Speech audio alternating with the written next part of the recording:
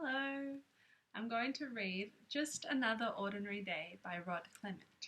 This book is very funny and you have to pay attention to what's happening in the pictures or the illustrations because it's a lot different from what the words are saying.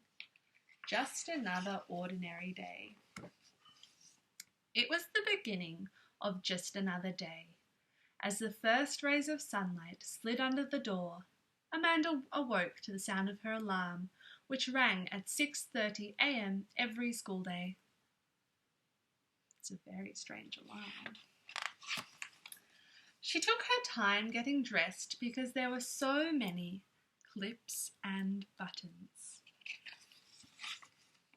Then she packed her books and pencils into her school case before flying downstairs for breakfast. She was never very hungry in the mornings.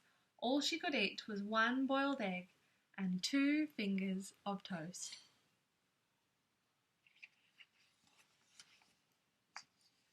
Every morning she got a lift to school with Mrs. Ellsworth.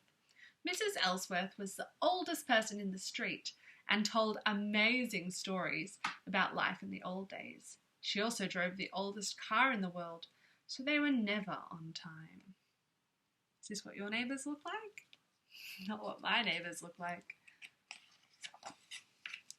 Amanda hated being late for school. They made such a fuss about opening the school gate.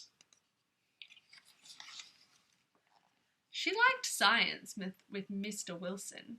He would often put the books away and spend the whole morning doing experiments. At lunchtime, Amanda discovered she hadn't packed her sandwiches. Luckily, she had just enough money to buy some lunch from the canteen. Wow. Later, Amanda and her friends talked to Sue, the new girl, who told them stories about her home in a land far away. Very far away, I think. In the afternoon, Amanda had library studies. She loved hearing Mrs. Billups read aloud from her huge collection of pirate stories. Tilly Wyman was caught chewing gum again and was sent outside. Mrs. Billups was very upset.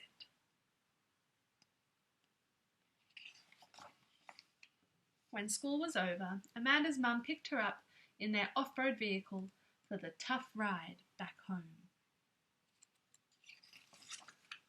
When they finally arrived home, Amanda and her mum took a shower to wash off the dust. That's not what my shower looks like. Her dad decided to cook a curry for dinner. As usual, it was a little too hot.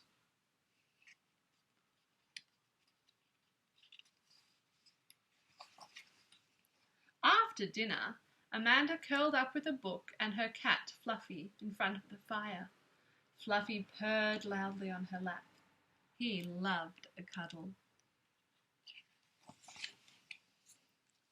It was the end of the day, just like any other ordinary day. But it was exhausting just the same. As Amanda drifted off to sleep, her father gently picked her up and carried her upstairs to bed. That's the end of the story. Bye.